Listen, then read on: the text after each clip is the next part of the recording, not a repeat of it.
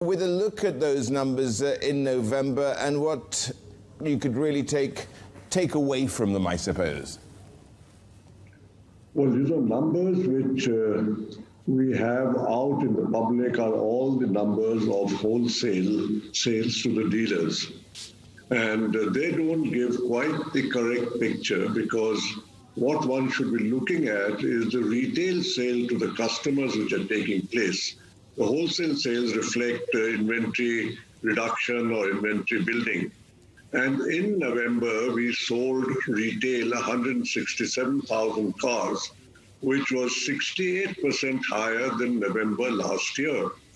In October, the sales were actually higher even at about 191,000 cars, but that was only 1.4% higher than last year. The retail figures are very different from the wholesale figures. Well, absolutely. So, I mean, what does that tell you, if anything, about what's going to happen looking ahead? How's current demand? Is that improving? And how do you see 2021? These are very basic questions about the outlook. Well, at the moment, December looks to go also pretty good, because the number of pending orders with the dealers and the rate of inquiries coming in is pretty good. It's held up even after the festival period ended.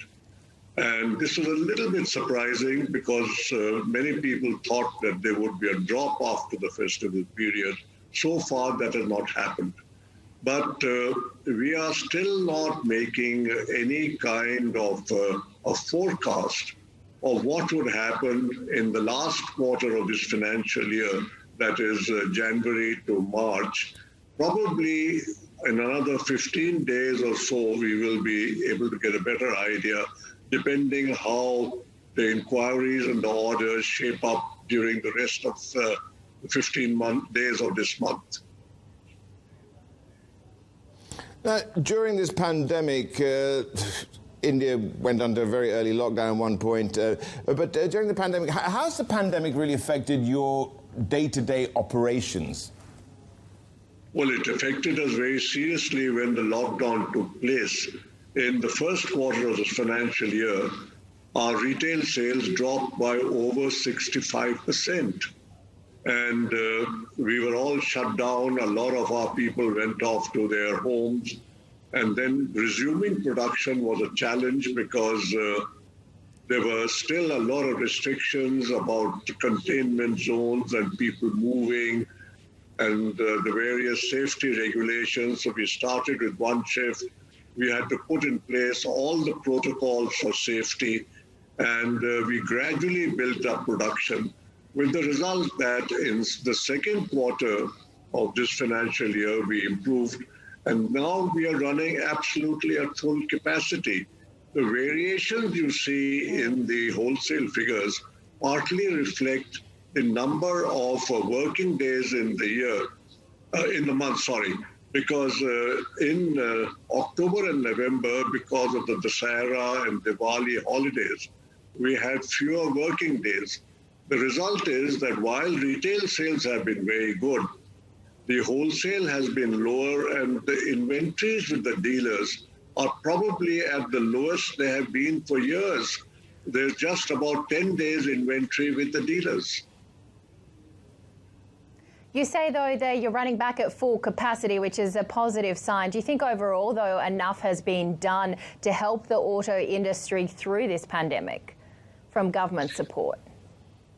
Well, at the moment, government support is not directly to the auto industry, though we have recently seen the government announcing the productivity-linked incentive scheme for the auto and the auto component industry. That scheme has yet to come into force, because the concerned ministries have to make the detailed scheme and announce it. But amongst the sectors, government is included for this PLI incentive scheme. Auto and auto sector is included. And in this industry, as you know, thrives on the economy growing. So far, there has been the benefit of a lot of pending demands last year was a bad year for the industry, even before the pandemic. And all that pending demand, I think, has been very much in the forefront of what is causing the increase in sales. And you talk about that pent-up demand. It's been over a year since the launch of your latest model. When do we see a new model from Maruti Suzuki? You know, new models keep coming because it's such a competitive market that any company which is not coming up with new models or renovating the old models with changes is going to lose sales very rapidly. And so we have 2 or 3 new models every year. We have vehicles which undergo some kind of upgradation and facelifts also in the year. So we have about, in that sense, about 6 or 7 launches each year of new models as well as renovated models. All right, and any timeline on those? And I guess what else are you expanding on in 2021? Any thoughts for hiring? What sort of top of agenda for as we start this new year that we're all hoping is going to be a lot better than 2020? I think 21 will be better than 20 because 20 has not been a good year. We lost the first quarter. So I definitely expect 21 to be much better than 20.